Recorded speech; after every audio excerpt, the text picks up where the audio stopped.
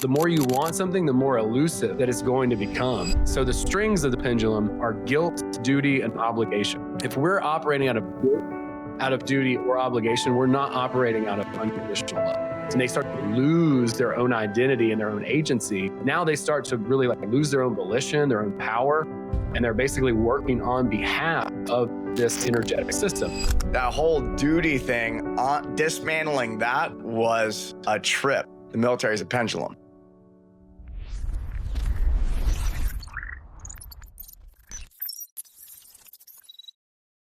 So when I was looking you up, Owen Hunt, aka Bootsy, I had to message Mike because I'm like, this is not a doctor on Grey's Anatomy we're about to interview right now. I must be making a mistake.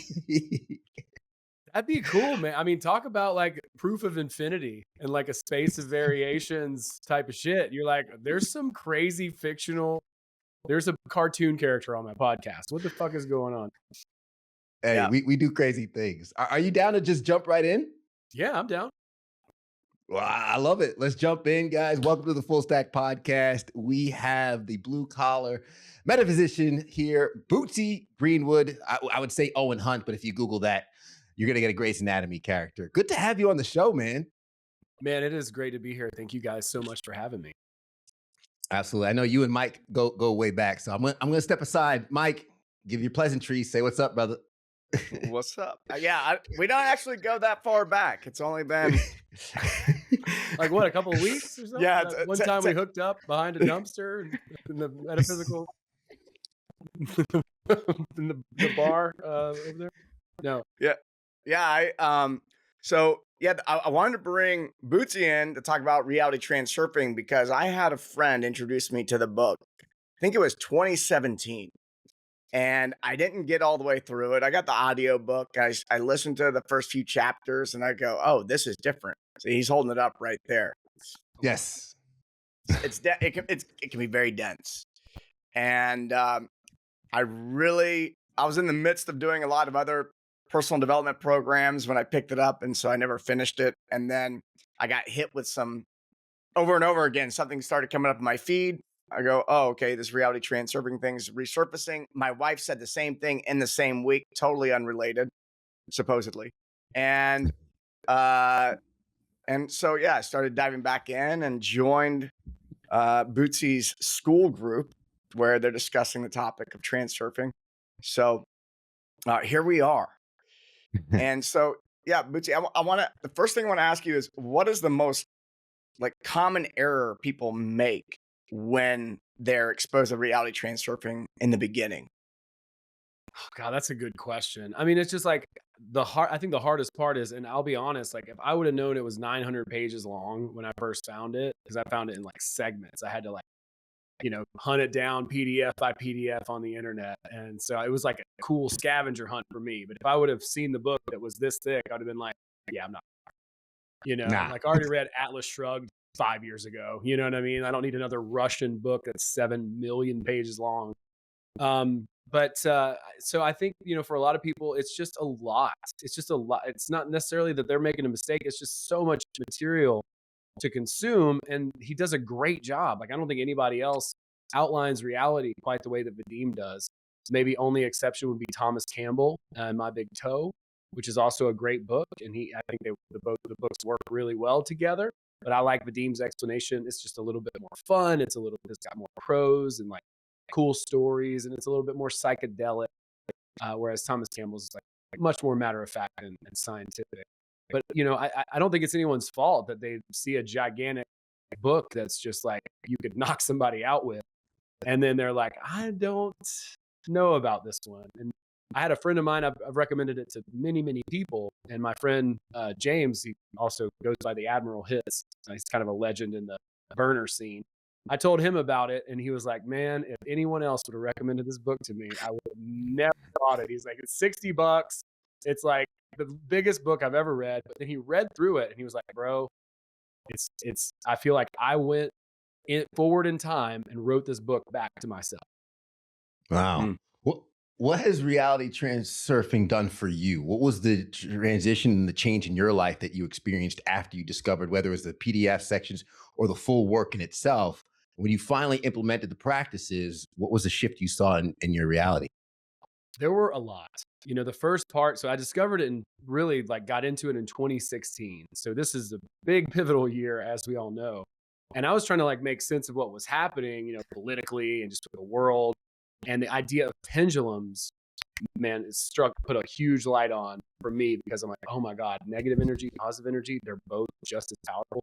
And I had known this maybe from, performing and doing music and stuff like that, because we dressed up as the Misfits one Halloween and did a Misfits show. People were throwing pumpkins and glass bottles all over the place. Damn, negative energy is powerful.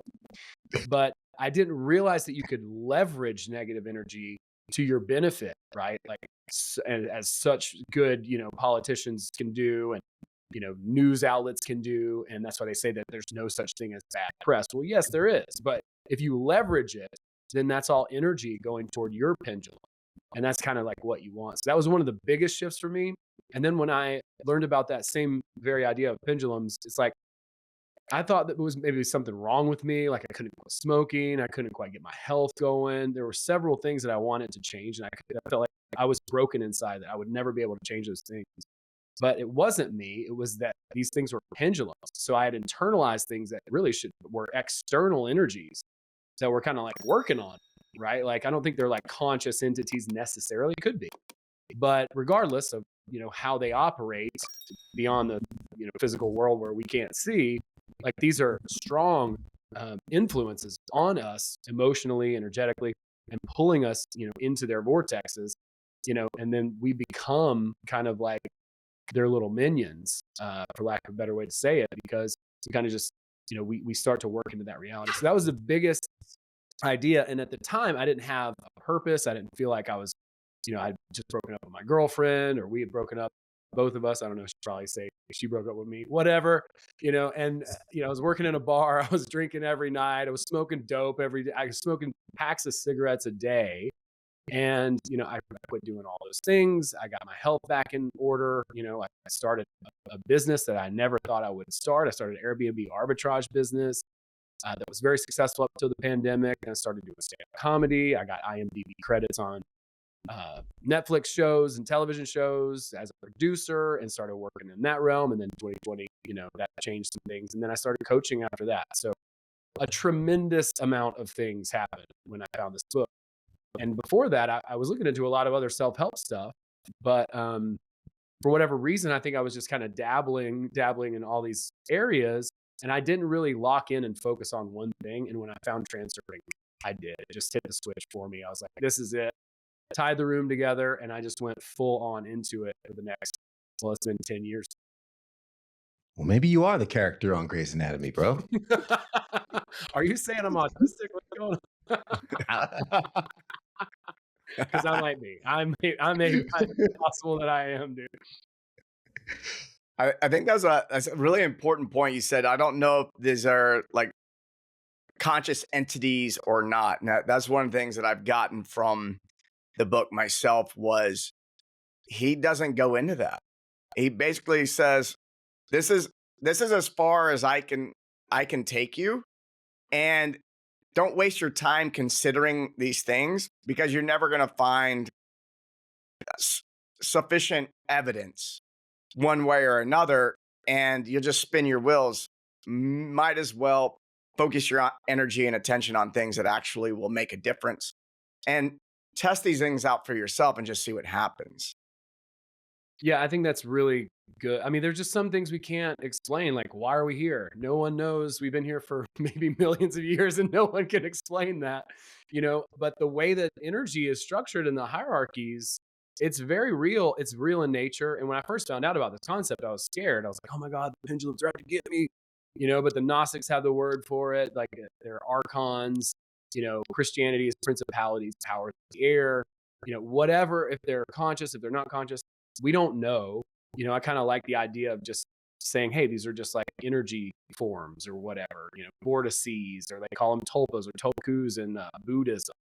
So there's like all these different names for them across all of the different, religious, ideas. But to me, that's not what's important. What's important is that these kind of structure our reality. So they kind of make up the matrix. so to speak, right? It's like, okay, well, this is the energetic hierarchy, the pendulum networks that make up reality, nature as we know it. And so if we can just understand it, accept it, and then learn to manage our relationship with it, then we're not really being like dominated by them. We can actually use them for leverage. We can, light ourselves up, as he says later in the book, and you see this like in nature where like a ant hill colony or a school of fish or whatever, like they're all moving at the same time. There's not like one leader where it's like, they're just following. It's like this is like some self-organizing energetic system. Nobody really knows how it works, but we don't need to know how it works to be able to leverage it and make it hopefully help us in whatever it is that we do. So if we can understand consciously that these mechanisms are at work, then we can manage our relationship to it. And then at that point, we're not basically being siphoned off energetically. We're not losing our identity, but instead we can keep our. I kind of visualize it the way you describe that as when you see a flock of birds and they all kind of whoosh in the same rhythm. You're like, wow, how do they do that? To get like just down and practical, you've mentioned the word pendulums a few times, and a lot of our listeners, they're high agency, entrepreneurial, very logical approaching, white knuckling their goals into reality. What is a pendulum, right? What are we talking about with these energies that attract our attention, and how we internalize them and how they can really operate to our detriment? Yeah, really good question. I probably should have let off with that. That's it. But that's the thing about it, like, right? Like these are like self-organizing energetic systems, and the way that energy moves. Once I learned about this is one of the things that this is why I've been like an ambassador for this book for as long as I have, because like that alone changed my life. And there's a lot of other concepts in the book too, but just the concept of this idea of pendulums. So when it comes to energy basically is clustering. It's growing based on, people's attention. So whatever it is that people are paying attention to, like we're basically validating or giving it energy through our attention. So we all are focusing on something together. And there are a lot of great examples of this. Let's think of a sports team. Let's think of a political party. Let's think of a corporate culture. Like that might help, and so everyone kind of takes on the attributes of whatever like that culture is, right? And so they start to act on behalf of the group think, and they start to take on those attributes. So now they're basically working on behalf of the pendulum and not necessarily their own interests. And there's nothing wrong with being part of a group and working together and all those things. But once you start to see how the culture seeps into people's subconscious at a psyche level, where they just start doing things and they start to lose their own identity and their own agency as a result of being part of this larger system or structure, now they start to really like lose their own volition, their own power, and they're basically working on behalf of this energetic system. An energetic system is fed with attention, positive or negative. That's why I really like the pendulum analogy, because it really shows that no matter how you're paying attention, whether you hate the thing and you fight against it, or you're pro the thing and you're going for it, you're adding energy to it with your attention. So whatever it is that we focus on, there's a saying in the esoteric, what you focus on expands, where attention goes, energy flows. If we were to take this to a level of like a football game, you've got the team that runs out, the home team, everybody's cheering, positive energy. They're stoked. They're like hyping them up. The guys are on the sidelines, they're excited. And then the away team comes out. Well, and then they just boo the away team. They get the away team though. They're like, yeah, we're Darth Vader. We're like dark side. We're the bad guys in this game. And they're taking on all that energy. Right. And so they're feeling that, and they're actually like being influenced and feeling the energy at like a real level. And so if you wanted to freak out the away team, what you would do is just the whole stadium was silent. It was the freakiest thing. Everyone in the home, on the home team was like, and they just kind of like shut them off. There wouldn't be any energy for them to feed off. So you can kind of see this as, as a phenomenon, like through sports. And you know, people start to identify with things that are outside of themselves so much at a certain point during their life and their development that they start to really lose their own identity. And that happened to me. I'm like, I'm a rock star. Rock stars do this. They drink whiskey. They smoke 10 packs of cigarettes a day and smoke weed or whatever, right? Like that's what we do, right? And so like that whole like identity, I guess, is formed through the connection and the adherence to that pendulum, to that energetic structure. So whatever somebody believes that they are, they start to embody the characteristics of that thing.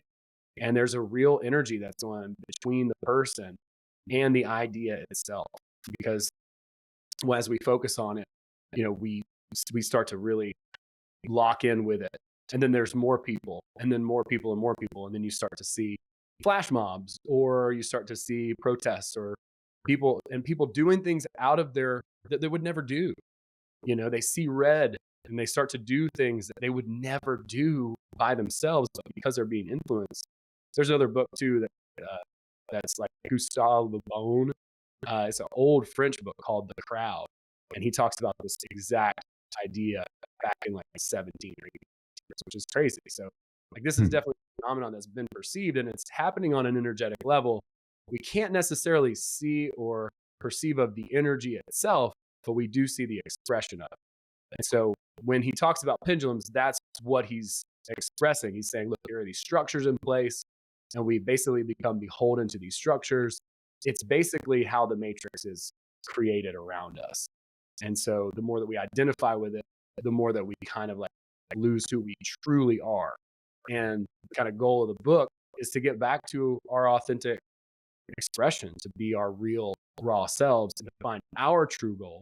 And that may be, you know, expressed in a group, you know, that of course. But once you see this phenomenon, then you're not nearly as manipulated by the groups and sucked into, you know, groupthink and those dynamics. Is there a pendulum that you stepped away from that now that you've stepped away from it and you're looking at it from the outside in a way, it just seems ridiculous?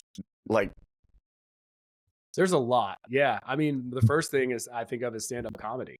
And, you know, I love stand-up comedy. I just say that. But like you don't notice what it is until you step outside of something and see it for what it is. Church was that way for me. You know, I grew up like kind of Baptist, but then we became Pentecostal later in my development. That was an interesting, right? And I saw a lot of strange phenomena in the Pentecostal church that was highly mystical. And I could never really shake it. And I could never really explain it until I started reading these books and kind of getting into NLP and stuff like that.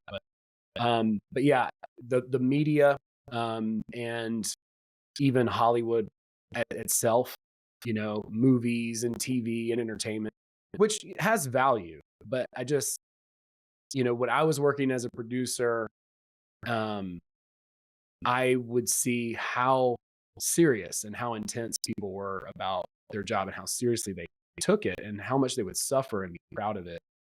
And to me, like that just didn't make a lot of sense. I'm like, if you love your job and you like what you're doing, like, why are you like so proud of how much it sucks and how hard you're working? Like maybe you should just like be grateful. I don't know, you know, like, but you would see that as a phenomenon, right? Like people come in the art department, they're like, or whatever. It doesn't have to be the art department, but whatever department. Like they come in, you know, and they're like, nah, and they're all bitter. I've been doing this for 17 years. Y'all don't know shit. And it's like, dude, maybe you should try something else. Like go get a job at Shoney's or something. Because like if you're bringing this type of energy into work, you know, but you're so proud of it though, you know, but you're still miserable. And it's like, man, that's an obvious pendulum. So the strings of the pendulum are guilt, duty, and obligation. If we're operating out of guilt, out of duty or obligation, we're not operating out of unconditional love, right? If I feel like I'm going to go see my mom because I'm a bad son if I do, then that's not the right intention to go and see my mom. You know, the right intention, well, I mean, maybe right or wrong is irrelevant here. Healthy, I would say, would be that I love my mom and I want to see my mom. You know what I mean? Like, thanks for bringing me into the world, Ma. You know what I mean? Not like, oh, she's mad, you know, or what, or she's going to make me feel bad or any of that. And if someone's trying to hold things over your head, then, they may not be consciously manipulating, but that is a pendulum at large, right? And so whatever that is, there's tons of them in our culture. It's like, you should do this, or you should do that, or believe like this, or see the world like that. And when we don't do that, like, there are often punishments that kind of happen, and they're subtle, and I don't think that many of them are calculated. But it's a pretty interesting phenomenon once you start to see that. And then especially if you can start to work with people who also understand the dynamic and say, hey guys, like, we're building an intentional pendulum. So like a cult, they don't want you to know that it's a pendulum. They lose all their power. They can't guilt you, duty, or obligation you into doing stuff. But if you're working with people in an open way where everyone's transparent and it's like, we're intentionally building a group here. This is how the group functions. These are the dynamics. We're intentionally putting this culture together. It's a lot different than the animal just like feeding however it feels like it should. Yeah, I like the guilt, obligation, duty. I've worked with a lot of clients on mostly guilt and obligation, and the duty thing is a bit interesting because I've been aware of that for the last couple of years, and it's as if like guilt is the lowest thing. So I go, I don't do things out of guilt anymore, but I feel obligated. It's like a similar flavor, but not quite as direct. And then I can shake obligation, but now I have a duty. So it to me, when I heard that, I go, these feel like different levels of the same thing, because I was able to shake the guilt thing and then I was able to get out obligation, but then I had a duty. Like I was proud that I had a duty to provide something that I had gotten from somebody else or whatever it was. And I see that play out in a lot of different ways. And more recently, the last couple of years, I really started looking at the duty piece. And I go, whoa, there is no duty here. And I served in the military as well. And so that whole duty thing, dismantling that was a trip, because that's like baked in. That's a pendulum. The military is a pendulum. Oh yeah. And it's been very interesting to see all three of those things at play. And I love that you named them, because there are people who walk around that are, seemingly advanced, that are speaking from a place of duty. Yeah, it is very interesting how we kind of get cajoled into that without really even thinking about it, because it's not even a conscious thought. It's just like everyone else is doing it, so we do it too.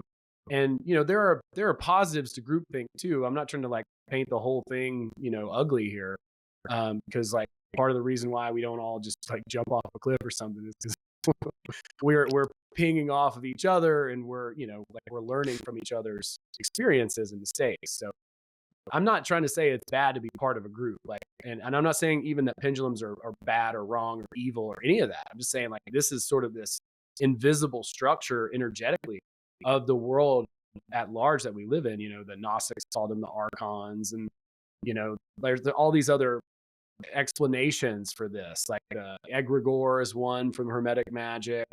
So there's like a lot of different like flavors of philosophy and religion and occult kind of stuff. They recognize these energies, but they have different names for them and sort of different definitions, because it's pretty esoteric. It's not something that is overt that we can literally see. We see the expression of it, but not necessarily the energy itself. So it's highly theoretical, but it's also something that I think is very clearly observed. And once you see it, it's pretty hard to unsee.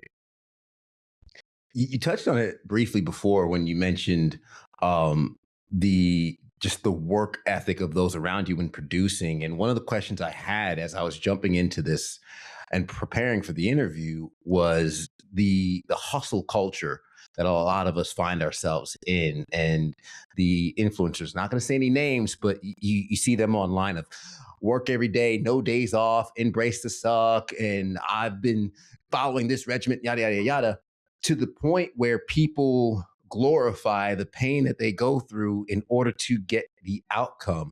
So, two-part question here is, would you say that hustle culture and that mentality is a giant pendulum in itself? And in the topic of pendulums, similar to Mike's question, have you found pendulums that are useful that maybe you attract to or you give your energy to that has helped serve you in your life? Yeah, both really good questions. And I would say yes. I would say the hustle culture is a pendulum. I would say that pretty much any group of two or more people is going to create its own pendulum. And I would say that even any object, has its own energy. Even like take this can right here, I say can. We know what I'm talking about. It's this thing. And so, many people understand that as an idea. It's an abstract concept. And so the more people that focus their attention on it, like a can's pretty harmful as a pendulum. Well, I guess there's a lot of debate on that one. Like environmentally and stuff like that. So, but you know what I'm saying? It's relatively benign as far as like things go. It's pretty static. But like any group of people, so if it's a bunch of influencers that are part of hustle culture, then they're pushing their whole idea and their agenda out there and putting it out for people to hop into. Once they start to embrace those ideas and then they start to embody those ideas, and then it changes their identity. They start to conform to that. And I think it can be good and bad depending on how people just like negotiate basically their relationship to the pendulum. So I'll go into kind of the second part a little bit and then maybe expound on both. But it's like any pendulum that we can find that basically gives us an ROI, that basically it gives us back as much energy as we give to it, I would consider to be a pretty healthy one to keep. So you could do an inventory, like a basic inventory, like, okay, I watch Fox News 8 hours a day. Like how much is that decimating my energy versus how much is it really giving me back, right? And if you can be like, well, it's taking X amount more away than it's giving me, then maybe that's something that you want to put on a little bit of an energetic diet. Whereas like a positive self-help group like the one that I run on school, like can actively, add some things to your life. Now, it can also take away if you engage too much, and you just like spend your whole life on an app and you're not bathing, you're not, taking care of your family, you're not eating properly, you're not getting good exercise, then that's going to be out of balance. It's going to be, not a helpful pendulum for you. So it really comes down to how we manage our relationships with the groups that we belong to. If we can show up to church and, bring a potluck and love on everybody and have a great time, then church is a great thing for us. But if we get into the guilt, duty, obligation role where we have to wind up being there all day, washing all the dishes, giving all our money away, doing all the things for other people, and then we don't have time for ourselves, we're not nurturing us, then it's clearly that's not a balanced relationship. So when it comes to hustle culture, I feel like it's a little bit out of balance already because it's glorifying outcomes. And I think what can be healthier is to focus more on processes, because processes beat goals every single time. And there's nothing wrong with having a goal. Goals are great. The whole point of the Reality Transurfing book is to find your true goal, whatever your North Star is. But by finding the goal, it makes your life a celebration. It's not by achieving. It's not because you got the outcome. That's why it's like, oh, well, it's not the destination. It's the journey. Well, if you didn't know where you were going, the journey would suck. It wouldn't be any fun. But if you're like, hey, this is awesome. I know where I'm headed. The destination is going to be great. And wow, look at this beautiful trail that we're on right now on the way to the thing. So at that point, it's like we created a process. We know if we follow the trail, we're going to get to the thing. And then we can actually enjoy that, stop and smell the roses. And that process takes care of itself. So if I want to get into better health, well, I can say, all right, I'm going to go to the gym 4 days a week. I'm going to get 10,000 steps. I'm going to eat X, Y, and Z diet and take these stuff. And I don't have to worry about hitting my goal weight, 175 pounds. Eventually, it's going to hit itself if I just continue the process to move forward. So I think we need a great shift, from the hustle culture, outcome-based mentality, because what's going to happen is with outcome-based action, there's too much attachment in the Buddhist way of saying it. The way that he says it in transurfing is when you have too much importance placed on a certain thing, it makes it impossible to get. I want never gets. The more you want something, the more elusive that it's going to become. And the reason why is because we put it out on a pedestal and we put it up here, and we're like, even though like in reality, right, like everything's unconditional love, everything's equal, everything is equally gettable, really. But we put something up here and idealize it, and we're like, oh, one thing. Oh, it's going to be so great when I get the thing. And the more that we do that, the more we're actually like pushing ourselves away from it. There's this emotional component that starts to happen, and we block ourselves from actually getting the outcome that we wanted to. Whereas if we're like, yeah, I want the thing. Here's the process. I'm going to focus on the process and work the process, and then the thing starts to come along by itself. And there's a little bit of I don't know how to call it. I think sometimes we get locked in the fantasy of certain things. We're like, oh, when I get this thing, it's going to be so great. But we don't see the other things that come along with it. Like, for instance, like you're like, I want $1 million. Well, yeah, everyone wants $1 million. So like, there's going to be some things that you're going to have to learn skill wise in order to keep the $1 million. You're going to have to learn about some tax stuff. You're going to, there are other things that come along with that thing that seems so good that if you put that into the mix of what it is that you want, your goal, then it doesn't seem like so much of a fantasy. It's like, oh, okay, well, this is a very like real thing. $1 million, I'm going to have to set up, the trust and hire a lawyer and blah, blah, blah, taxes, whatever. Right. So then it's not this like a holy thing that you've made a huge deal out of. It's like actually attainable and real, and it has its own problems, right? Like I say, more money, more problems. Right. So if you can acknowledge that whatever it is that you're going for, there's going to be, benefits, disadvantages. There's going to be things that you're going to need to learn. There's going to be things that you need to accommodate and account for. Then it's a lot easier to attain the goal because you can kind of see it on a level playing field as opposed to like putting it up here and putting a ton of importance on. But that was a long way to say, I think processes would be a healthier way than hustle culture, because what's going to happen with hustle culture, they're going to try to control the outcome and try to force things to happen. And whenever we do that, it gets ugly. If you've ever tried to like overtly like force or control something into your will, like you're a puppeteer or something, it's like, man, the amount of backlash that comes from that is it's not desirable whatsoever. And even if you were to get the thing, you're so energetically exhausted by the end of it. Like, was it really worth it? As opposed to taking a smoother approach. It doesn't mean that you don't take action. It doesn't mean that you don't, put one foot in front of the other and do the things that it's going to take to accomplish your goal, of course. But I think that it can come about in a much more natural way and a more effortless way. Not completely effortless, but much less effort required. It's the idea of transurfing is that we can get to our goal with the way that nature does, which is with the least amount of effort or resistance. That doesn't mean none, but like water flows downhill every time, right? It's going to go the path of least resistance every single time. And so the same is true with like martial arts. You see it with Aikido or many other martial arts systems where people will take the movements of the other person and basically use it to their advantage, and they're barely even moving. It looks like, right? And so the other person's like kind of like putting all this energy and effort in, and it's just kind of like gliding, and they're just getting owned. So I think there's a more efficient way than hustle culture, and depending on how we basically build our relationship with the pendulums or the energetic structures that we associate with, we can have more favorable or less favorable results based on those relationships. Yeah, I've noticed that, there's been points in my life where I had, my own epic achievements. It's like, oh, I hit this pinnacle of something.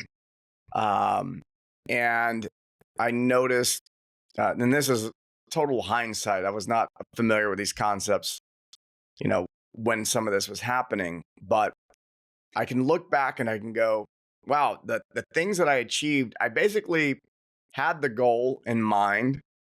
I wrote it down. I put some focus on it for a couple of hours, and then I almost forgot about it. And then I went on doing the thing that I loved the most, because that I knew that what I was doing had the potential. Like, as an example, I used to run a podcast and YouTube channel, started in 2012. And I was really in love with it. I sat down at a conference, we wrote out some goals. I put the journal away, and I just went on about creating YouTube content and creating a business and listening what did people want. So then I would create the product that they wanted and I would sell it to them. And I remember one day I woke up in my, when I set those goals, I was living in Memphis, Tennessee. And 2 years later, I woke up at the beach in San Diego and realized that I pulled out that journal entry from that day. And I go, holy shit, I'm living that perfect, I wrote down my perfect day 2 years ago. I really didn't think about it much because I had dropped that importance. It was an unconscious process. I was just doing an exercise. I was like, yeah, that'd be nice. And then I went on about doing the thing that I love doing. I was just having fun, conducting interviews and making videos and stuff. And one day I go, oh, I hit all those. I surpassed the goals and I enjoyed the process. But then I had no plan for after I achieved the goal. And I was like, I got to hang on to this. And then the importance started coming in. And then that was when things became difficult.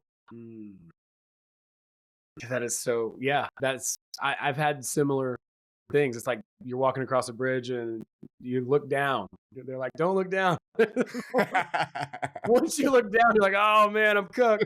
That's so scary.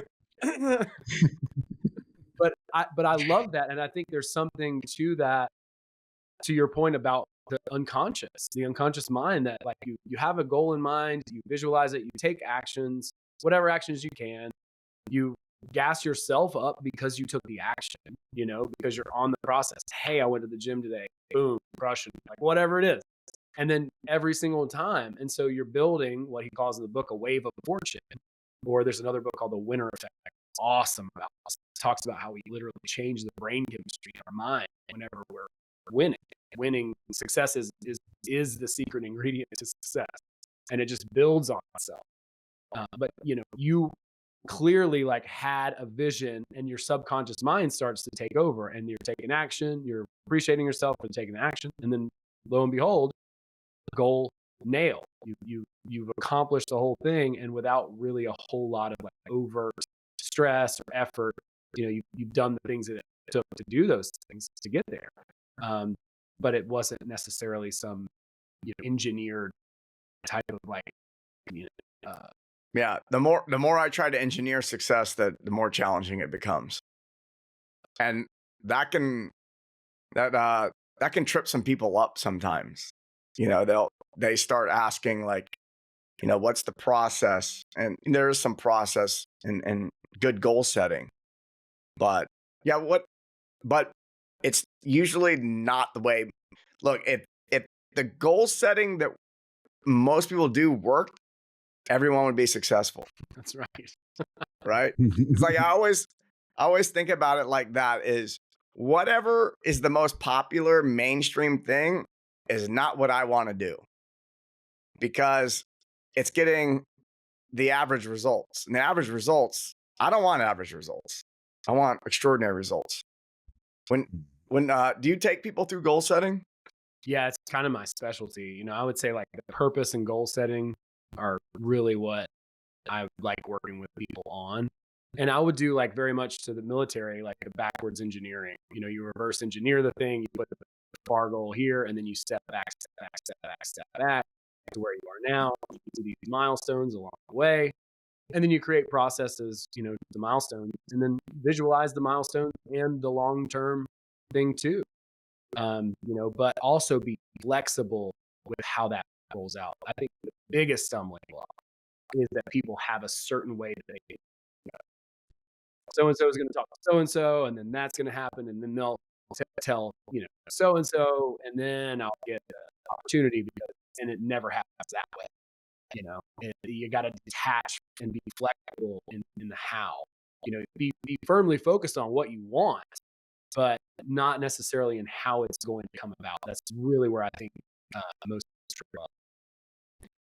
I love that you, sorry to interrupt. I love that we jumped on the processes beating the goals every time, because for any of the listeners, or when I first come across reality transurfing, I think of the skeptics who are like, okay, manifestation, and sitting there like, and try and pull their future into reality. They're instantly like, okay, no. How do you approach the entrepreneur who's looking at KPIs? They have a P&L sheet they need to worry about, a board of directors to report to. How do you break this down to them in that convincing way to let them see the light, if you would? Yeah, well, I mean, an entrepreneur, and I think anyone who's been down that road knows how emotionally exhausting it is to be an entrepreneur, and how much emotional regulation is going to help you become successful. I don't know what the number of businesses that fail over the ones that succeed are. I know it's far many more, like 90 or 95% of businesses fail. I don't know what the number is. It's a lot. And I would contend that it has more to do with the person running the business than the business itself, because I would say 90 to 95% of business models clearly working somewhere. You know what I'm saying? Like, most of the business models are replicated business models that other people are doing. So what is the difference between this person who's running the same exact business model and this person who's not successful, and this person over here who's running it and is? And I would say 99 times out of 100, it's going to come down to emotional regulation, being able to keep your shit together, being able to stay focused on what really matters, be imperturbable, not, freak out, not lose it on a client, not lose it on an employee, or, someone who's in your circle, to stay focused and to stay, mindset wise on whatever it is. If you look at the highest performing people, every single one of them has a coach. Michael Jordan had a coach, Tim Grover, also Kobe's coach, also Dwayne Wade's coach. And, Michael Jordan said that he didn't pay Tim Grover to be his coach. He paid Tim Grover to be no one else's coach, right? And so that that whole thing, the way that they worked together with his mindset, was clearly, and obviously he was a very talented, able person, but he would find any advantage that he possibly could. And so when it comes to the folks that are skeptics, I get it. He's skeptical. You should be skeptical. Unless something's working for you, then I wouldn't just believe anything that anyone said. But at the same time, you can observe very easily that if you walk around the world in a glum haze, how many people are going to want to engage with you versus if you smile, you engage people, you are nice to them and kind. You go a little bit extra distance, you build relationships, you build rapport, versus, someone who doesn't care. It's clear that the person who does give a shit and does try and keeps themselves in as best mindset as possible is going to have a bit of an advantage over the world. That's just plain and simple to see. And then when it comes to those processes, hitting those KPIs, well, what leads to hitting those KPIs? It's doing the process focused tasks. So you wake up, you hit everybody up, you send them messages, you cold call, you do all those things. And when you cold call, you don't go, why won't you buy my product or service? You suck. You go, hey, okay, you're not interested now? Awesome. Hey, no worries. And hey, I'll touch back with you in a couple of weeks. I just want to check how the new thing's going. Peace out. Thanks. You don't burn bridges, right? Which emotionally regulated people versus emotionally not so regulated people, they just have different actions that they take and different results as well. So, I mean, from a purely practical standpoint, that would be my immediate argument. It's like, who's going to win the fight? It's usually the person who's calmer. Who's going to win the race? It's the person who's, not going to do something erratic, on the racetrack. The person who has ice blood in their veins, right? The quarterback that's just staying focused. And even though they had 3 bad quarters, they're still in the fourth quarter and they want the ball and they want to throw that last touchdown. Yeah. This makes me, I try to remind myself, I only know what's happening in 2025, my own lifetime. But it seems like people have more options now than ever with technology, and like there's more businesses. I mean, I imagine a couple hundred years ago, there was one guy making boots in town. There was one guy making, whatever it is. They made the thing, and they could be an asshole. They could have a poor attitude. And they just had to be good at what they did, and things sold and things worked. But now the competition in the market, like there's just so many options. Like people could go look at school. So we both have schools, and how many are there now? Different ones, tens of thousands at least. A lot. It's a lot. I think maybe over 100,000. So there's a lot of options for someone to go and if you want to learn something new, they have options. So the being cool, being chill, being inviting, and having your attitude straight is going to be the differentiator. I think with AI as well, it's basically flattening the marketing world. It used to be you could be a really great copywriter and to get your word out, but the AI copywriting still not as good as me, but it's getting closer and closer every day. And It's on that ass. That's right. I think it's all going to come down to, you're right, like the leader of the business, how they're showing up in their daily life with themselves, within everybody, is going to make the biggest difference. And that's going to get more and more critical moving forward. Yeah, I mean, it matters. I mean, I think, business is about relationships. And at this point, so many people have burnt trust with their audiences. Like that's going to be probably the biggest thing. And trust really comes from fostering relationships. Like, it comes from being honest. It comes from being transparent. It comes from giving a shit and caring about people and their results. And the people who sat in a hammock during the pandemic and said, buy my coaching course and I'll teach you how to sit in a hammock and just make money, and selling people Google Docs or whatever. They had their day, and I'm sure it was fun while it lasted. But they're not going to be around anymore because they have burnt trust. And like literally, there are seminar speakers whose keynote is about trust at this point. That's how much people have taken advantage of people in marketing. And so ultimately, when it comes down to it, that's what people want. They want a personal touch, personal connection. They want to be able to trust the person that they do business. And until you're Louis Vuitton or Coca-Cola or Home Depot, it's usually you. It's you as a person that filling service. I used to own a cleaning business. It was called Property Doctors. No one could remember the name. No one. They were just like, I bought it from that bald guy, I know that one guy, right? Like the dude I talked to on the phone. What are you guys called again? They never knew. But when they talked to me on the phone and they talked to, the ladies that came over and cleaned and did that, they built relationships with them and they got, used to that. And that's who they identified. And so people who are, entrepreneurs, smaller businesses, nothing that's crazy corporate. Well, that's really, I think, what the main focus is. It's going to be, how do you conduct yourself? How do you treat other people?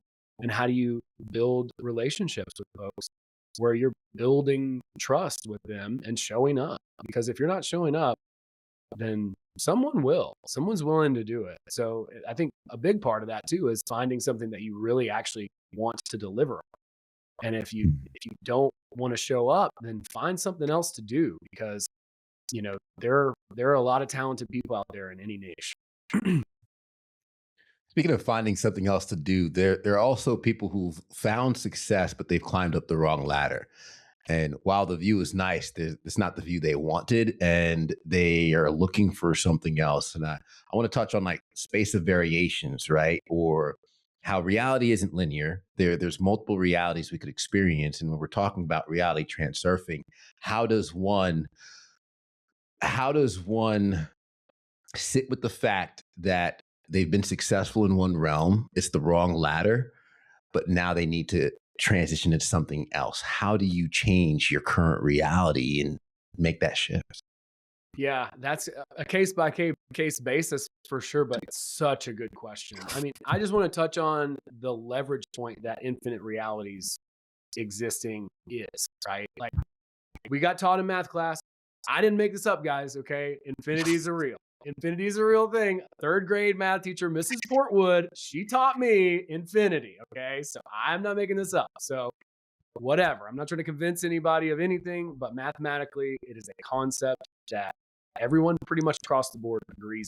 So if that's true, if infinity is real, then we could leverage that to think about what other versions of myself exist already in infinity. So I don't have to like recreate myself necessarily, right? Like I can take a lot of that effort out of it and just be like, okay, well, who is like that ideal self that I really want to be? Like, what does that version look like?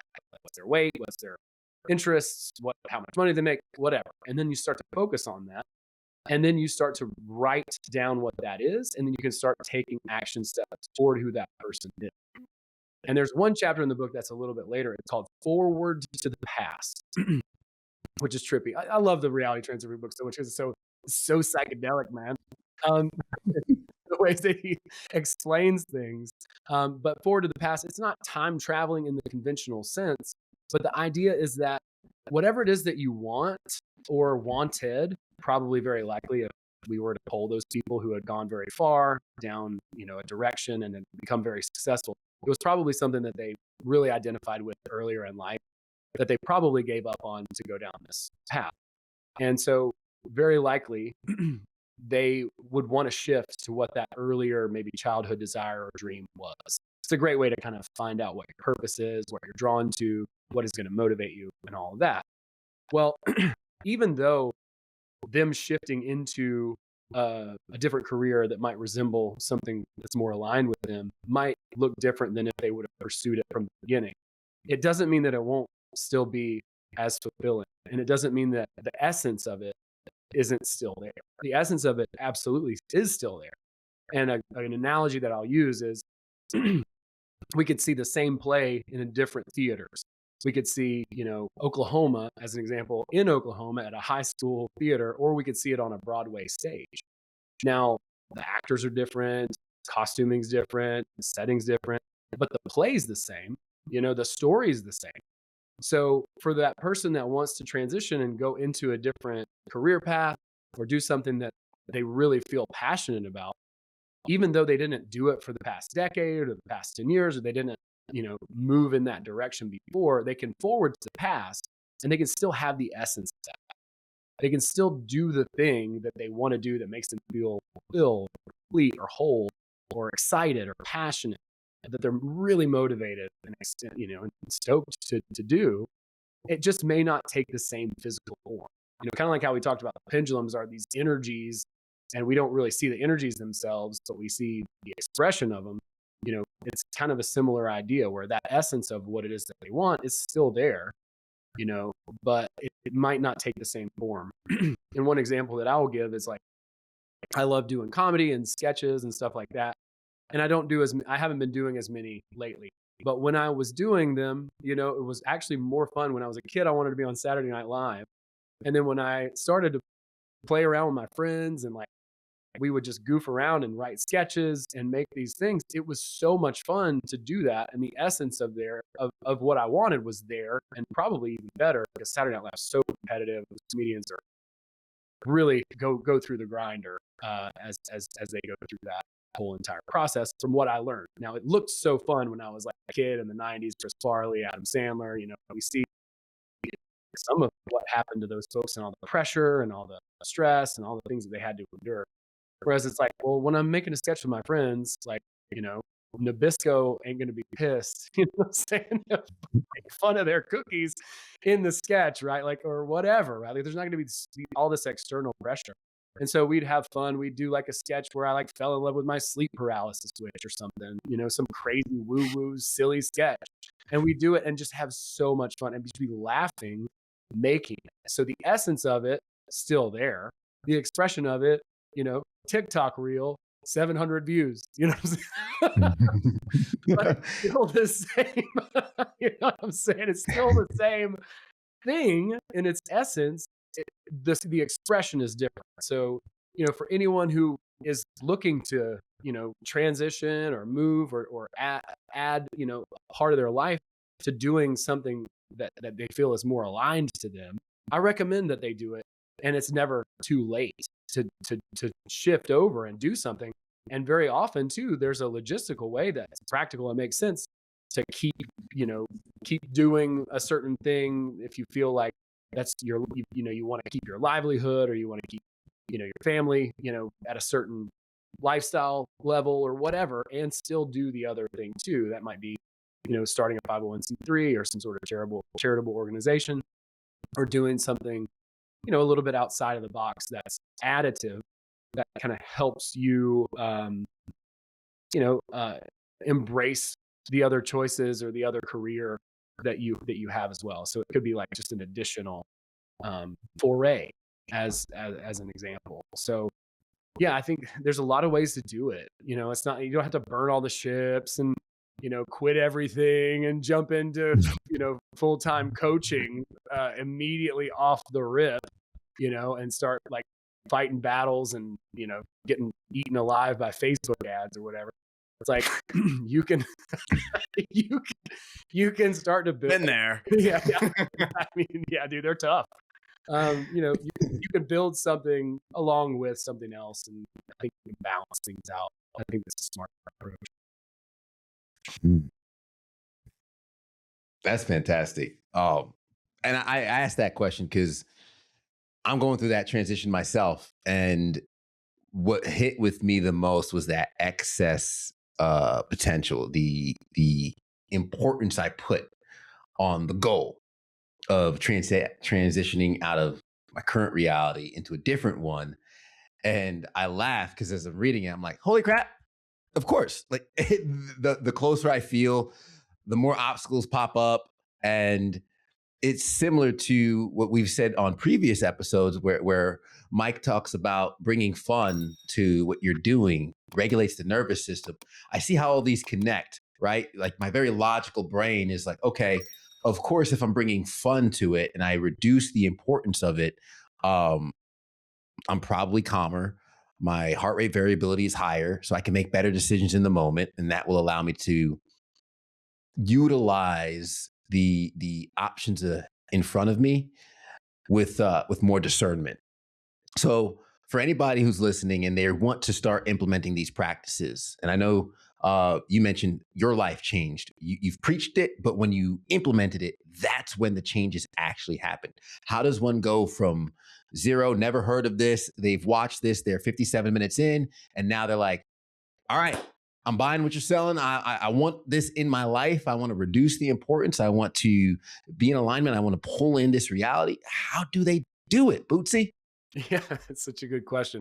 I mean, it took me a lot of trial and error, and I think that's why they call it a spiritual practice, you know? So the first thing I would say is they should definitely check out our school group. It's awesome. There's almost 3,000 people in there, and I've got a bunch of free courses. We do weekly calls and all that.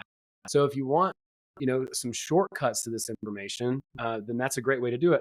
Also, I do recommend reading the book. It's an awesome book. It's definitely it's a bit of a time investment, but if you small chunk it, you can do that. And in fact, I'm doing like a book club thing at the beginning of the year. If people are interested in that, they can get more information in the school group about. But really, it's through practice. You know, like that's where I started to really learn this stuff.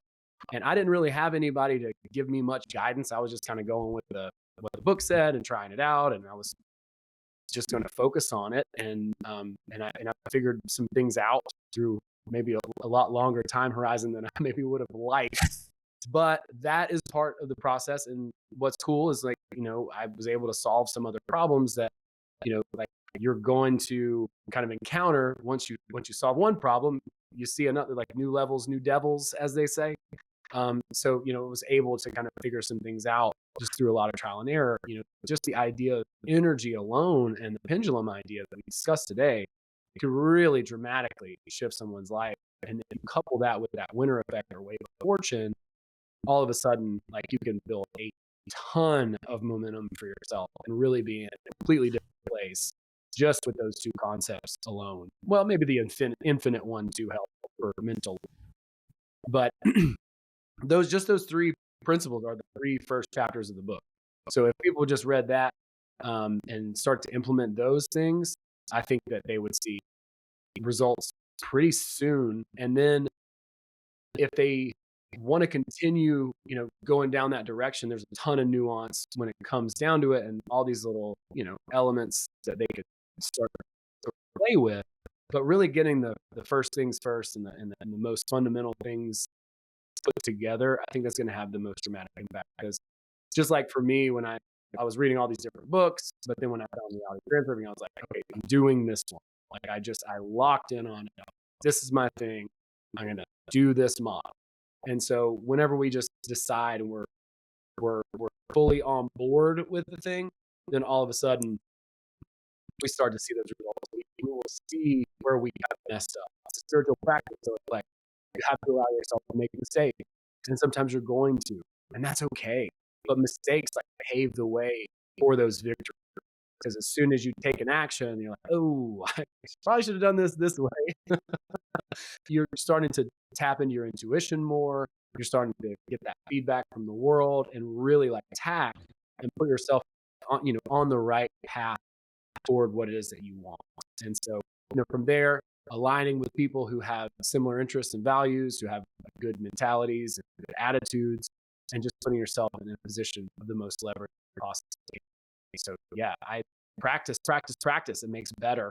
I don't know if we'll ever have it perfect, but I think that's really where it comes down to. And then, the more that you play with it and practice, then the more that you'll be able to hear your intuition more and more clearly, and that creates more inspired action. And so it's less and less effort as you move.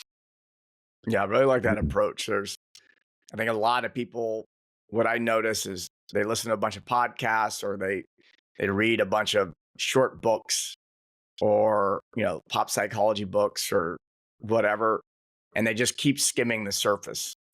And they try one thing, oh, it didn't work, or that worked, or that didn't work. And I really like I went all in on this one thing and decided to go deep on it.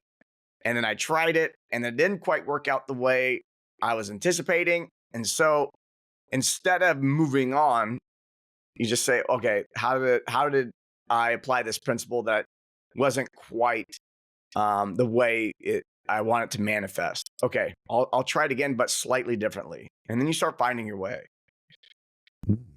Yeah, I don't think there's anything in the world that you just read one book or watch a few YouTube videos and then you just master it off the rip. It's funny that the skeptics will watch the one manifestation video, lay in their chair for 20 minutes and be like, that didn't work. It's like, well, dude, do you know how long someone has to practice an overhand serve, you know what I mean, before they get that right in tennis? It's like, it's a 10-year learning curve to hit a rubber ball over a net. So how are you going to like manifest your dream life in 20 minutes in a lazy boy after you watch The Secret, high off your ass? You know what I'm saying? It doesn't work like that, dude. So I think it's so funny, the double standard, it's like, bro, like you have to practice this stuff. And when you small chunk it, and when you have like, okay, I'm working on, these things, then you can iterate on the process and see like what didn't work or what did work. And then also having other people around you who are trying this same ideas, experimenting, playing with the stuff, going out, being social. To me, like that's one of the biggest things that really kind of helps the pendulum idea and the energy idea like land for me. Because like as a skeptic, I am a like a recovered sort of skeptic. I'm still skeptical, but like as far as it goes, like I was super logical, like way into the left brain, like Ayn Rand objectivist.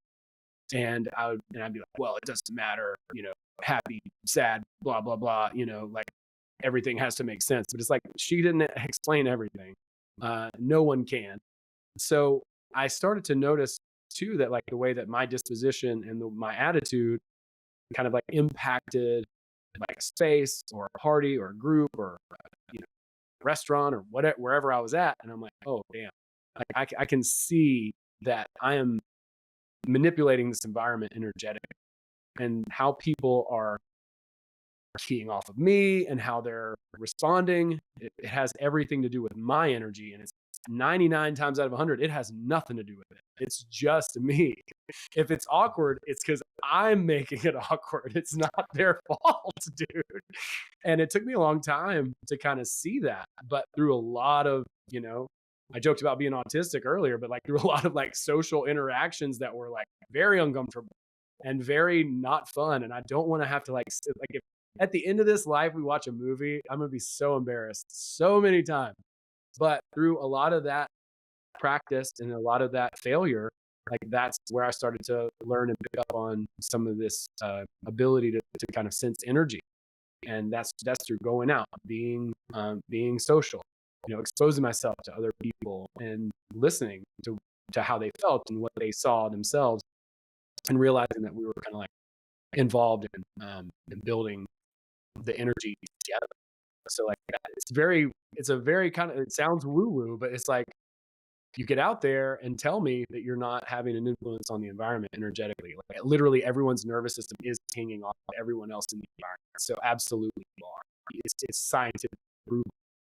So, that really opened me up too. It's just like playing with it. Go out and be a scientist for real and test it, instead of being, some guy who's like in a lab coat and locked away and he's like, this doesn't work. It's like, well, you're not trying it. You're not like actually putting it out there. You're hypothesizing, you're theorizing, but you're not applying. So that would be the biggest thing that I would encourage people to do, because that was my tendency when I first found this stuff. I was like, oh, okay, well, cool. I'm gonna read the book. And then people will put themselves in a bubble and they're like, well, if I try it and it doesn't work, then that means it's not real. And then and then they never know. They never like develop their actual skills because they're not trying. And it's like you'll get a little bit further and then a little bit further and then a little bit further, right? Like you'll get better at the overhand serve, better at the overhand serve, better at the until finally you were really good at the overhand serve. But there's only one way to do that, and that's repetition. So I would just say get out there. I love the framing. That reminds me of, for anyone listening, when it comes to picking up a new skill in that practice form, you can have really good taste in music and you might love jazz. But if I were to pick up a saxophone, my skill does not match my taste. And it's going to take a long, long time before I will be able to produce the standard of what I want. And most people in that gap, they're like, oh, I'm not a jazz player, because they don't endure the time it takes to match the skill to their standard. Is there anything you wanted to ask us or Mike specifically, as someone who found your work, joined your school? I wanted to give you the opportunity to kind of flip the script, role reverse and reality reverse, and jump on us a little bit. No, that's great. I love that. Well, first of all, I just want to acknowledge the metaphor that you just laid out there, Ted. That is so on point. Like, I love that. You're like, oh yeah, well, Led Zeppelin's the gold standard of music, right? And then you pick up a Les Paul and it's yeah, you might have the best taste in the world, bro, but like you can't replicate the thing until you put the reps in. So I think that's such a good analogy. Yeah. So I this is my first time meeting you. I think you have great energy. I really enjoyed connecting. I guess it's our first time ever being in like a speaking, in a digital room together as well, Mike. But we have communicated a bit. Yeah. Well, I would love to know. Yeah, how did you find? You said you found Reality Transurfing in 2017. Where did you come about? I was living in San Diego and I was hanging out with a bunch of us for psychonauts. So it's basically, I was living in this town called Encinitas, California, and it attracted, for about a 5-6 year period, it attracted like every coach that was also doing psychedelics, that was into meditation, that was into, people were doing landmark education, people were, doing somatic therapy. They were, it was attracting like all the weirdos, and it wasn't planned. Like I didn't know who was going to be there. I just showed up, and intuitively, I'm like, I knew I wanted to live in SoCal. This town seems like the spot. A month before I arrived, I went to Burning Man for the first time, and the first guy I sit down with, Dallas, at Burning Man to eat a meal. I meet this guy and I go, "Where do you live?" He goes, "Encinitas." I'm like, "Well, I'll be there in a month. That's where I'm moving." And then I plug in, and there's all these metaphysical wizards already there, and then more were arriving. And we just had, very regular meetings. We were hanging out all the time. And there were a few other coaches who I really vibed with. And we would do a little bit of psychedelics or not, and coach each other up and hang out. And one of my friends, Guy Ferdman, who we'll have on the show at some point, Guy says, "Have you heard of Reality Transurfing? I think you'd really like it." And I go, "No." So I went and found maybe it was on YouTube, or I found an audio version of it first. I started listening to it, and I go, "Oh, this makes a lot of sense. This is in alignment with a lot of spiritual texts that I had been studying up to that point." I love that you were like referencing things, there Gnostics are in agreement with this and this and that. The Buddhist, there's like the importance piece. I go, "Oh, that reminds me of non-attachment." And so I remember reading it and feeling as though I was being met with the type of mind that I had versus like a lot of Eastern philosophy, where the translations weren't quite what I needed to hear. But when I was reading Reality Transurfing, I go, "Oh, this makes more sense than the other stuff I had been reading." And so and I studied a lot of different things. Sounds like you do too.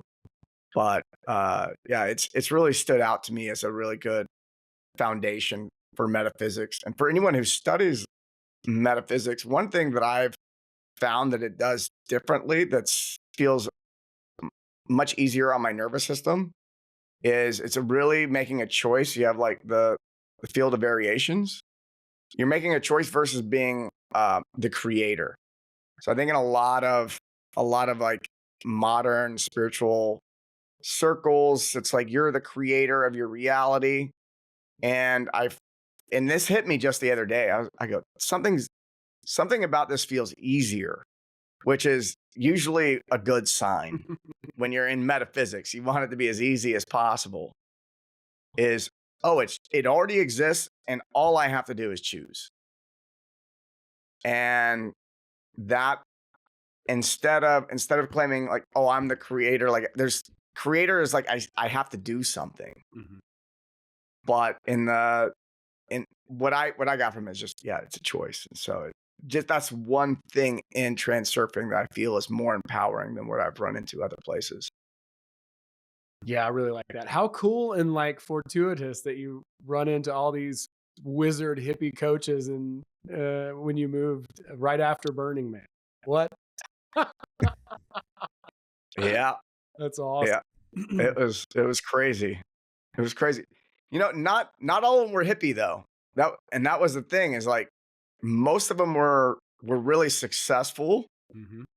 There were some hippie ones in there for sure, but there was they were easy to respect in a lot of ways, and that they'd achieved something somewhere else, and then or had bumped up against the ceiling somewhere else, and then they had learned their lesson that got them to the next level, and then they were sharing it. So,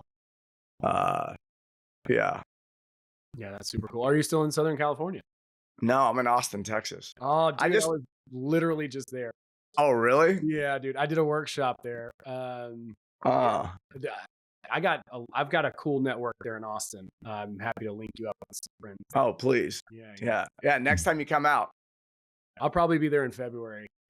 Oh, okay. Yeah, so not too. Dude, I got a spare room here. You want to come crash? I'll be that dude. My plan is to come do another workshop at Artist Co. And then I want to go and shoot content out in the field. I love doing in-field content where it's like we're on 6th Street. There's people going everywhere. We go to some outdoor art gallery, whatever. Like the more distractions, the more it makes me have to focus and lock in, the better I like it. Like it's really hard, but that's the stretch, So I'd love to do something like that. We should talk about doing like a collab next time. Yeah, for sure. I have one last question, and it was in terms of the author. We mentioned this before hitting record. Mike and I were talking. Why is Vadim so hard to find? Yeah, he's like living out in the woods somewhere, out in like Siberian wilderness or something. I don't know. I think, like at a certain point, he just kind of wanted to detach from the hustle and bustle of modern life, like a lot of Buddhist monks and people like that. No, I don't know Vadim, to like full disclosure. Like I've never met the guy. I've talked to several of the instructors in reality transurfing, and I've got good relationships formed with most of them. But as far as Vadim goes, which I would love to meet him, because I mean his work greatly impacted my life, a lot of things. But I don't know him, and I've never had a conversation with him. I would love to ask kind of the same thing. Like he swears off being on camera and swears off being like any sort of figure or influencer, which actually I get that, because when I first started, I didn't want to put my face out there. I just wanted to read the book online, and that's how I got started. And I didn't want to make a video. I didn't want to put my face out there. I didn't want to be the reason. I wanted to just be a channel so that people could get the information. But as time has gone on and developed, for me, it's like I like sharing. I like collaborating with people. So he's got his own reasons, I'm sure, as to why he's out there in the wilderness. Probably a lot of it has to do with like not being around EMF, not being around Wi-Fi, not being around a lot of the just modern things that we have here in society, and just living a simpler life. I lived a very simple life throughout my 20s, where I was a raft guide and a ski instructor. I just lived in a van literally down by the river, and I would just go rafting every day and hang out by a fire at night and cook food and hang out and then just do it all again over and over. So I really appreciate the simplicity. But for me too, like I got to the point where I was like, okay, I feel like I contribute more. Like I enjoy being in the woods and simple living, but it's like I felt like I was supposed to do something more. And for Vadim, I feel like he worked a long career in IT, and quantum physics and all this stuff. So I imagine that his development and his career was probably a little bit more strenuous than what mine was. So probably he's like, dude, I just chill. It's like I wrote all these books. I'm just gonna sit out here in the woods and just do juice enemas or whatever.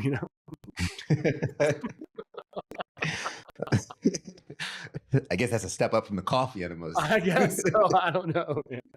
He's kind of he's a fruitarian. He talks a lot about diet. He talks a lot about eating living food and sprouts and things like that. He's very passionate about that and regeneration of the body, which I think is really, really cool. He's got a new book that I don't know when it will be out in English, but it's called Transurfing Yourself. He wrote it in 2024, and it's really good. I mean, essentially, the book is like, all this transurfing stuff, you're just not applying it. You're not like waking up in time to apply it.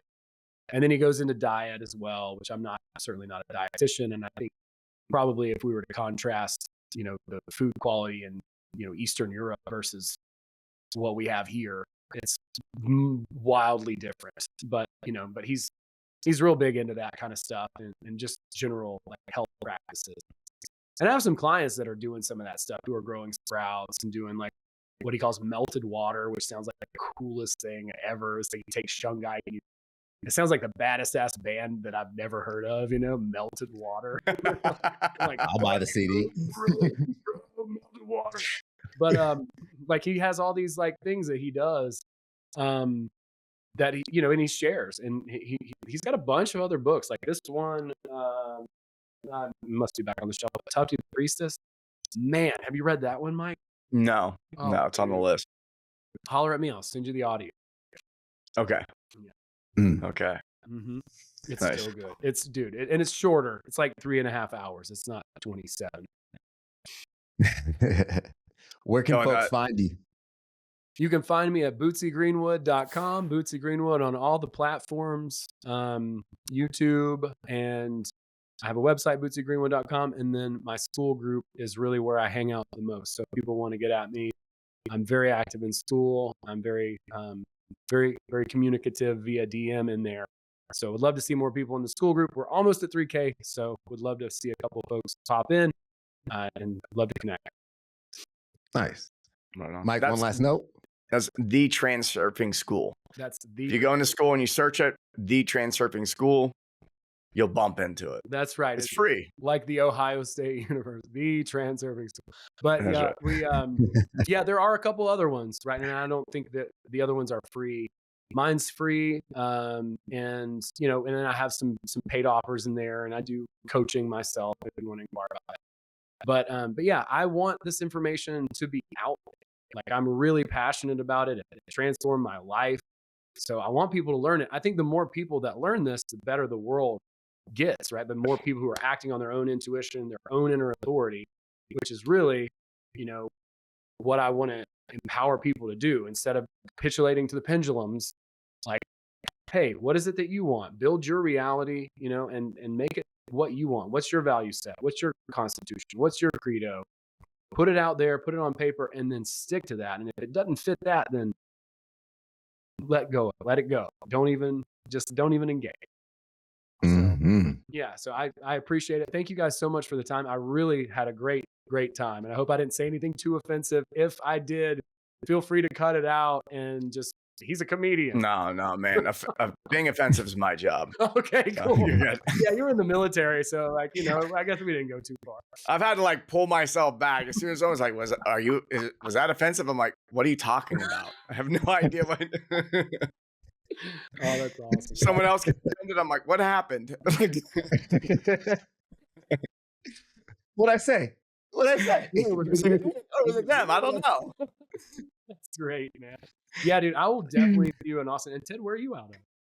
I'm in Charlotte, North Carolina. Oh, so I've been here about 5 years. It's not bad at all. Dude, I'm right down the street from you. I'm in Atlanta, Georgia. So. Oh, let's go. Yeah, I was there like 2 months ago. Yeah, I was in Charlotte not too long ago. My buddy Todd and I shot up there on our way to do some whitewater rafting. So I'll be in Charlotte probably in May. So yeah. Nice. I'm down to hang. Same offer. We got a room here too. Oh, that's great. That's awesome, dude. Yeah, that sounds awesome. Love to hang out, guys. You seem great. Bootsy, this has been amazing. Can't wait to share the conversation. I'm going to recap some of the gems you left along the way, because I know folks could be too busy paying attention to pendulums, but thank you for paying attention to us. And as you mentioned right off the bat, the first question was the big mistake most people make, and it's getting overwhelmed and getting intimidated, right? Just too much all at once, but taking things slowly and one step at a time. Leverage bad energy to your benefit. Good and bad energy. You hear them say there's no such thing as bad press. That's what they mean. But it's important that you don't internalize the things that are external energies, the pendulums that can end up shaping your life. By pendulums, we mean the cluster of energy that gain validation from attention.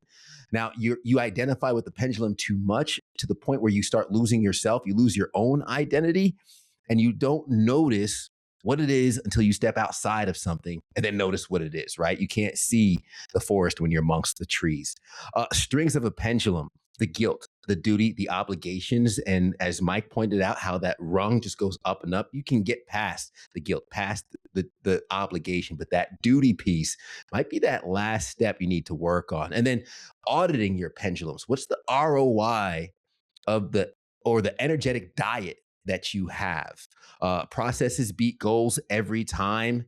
I want never gets. Too much important makes it harder to receive. So again, pay close attention to the importance you put on the goals, and then focus more on the process, and then be flexible in how that process rolls out. Emotional regulation, keeping your shit together, and managing self is what separates one from the other. This is for the skeptics. The business models work, but most businesses fail, and it's not the business model, it's you, bro. Just saying. And then trust comes from fostering relationships. Infinity is a thing. Forward to the past. It's never too late to transition. And I love how Mike said it's a choice, right? You're not necessarily creating, you're choosing the different reality. And in order to do more of that, you do it through practice. And whenever we decide we are fully on board with a thing, we start to see the change. Go out there, be social, expose yourself to other people. And that is all started by checking out the school community that Bootsy has. Check out the Full Stack community, where you can vibe with us, and connect even more. That's Mike. I'm Ted. Bootsy, thanks again. And thank you for making it to the end. We'll catch you guys next time on the Full Stack Podcast.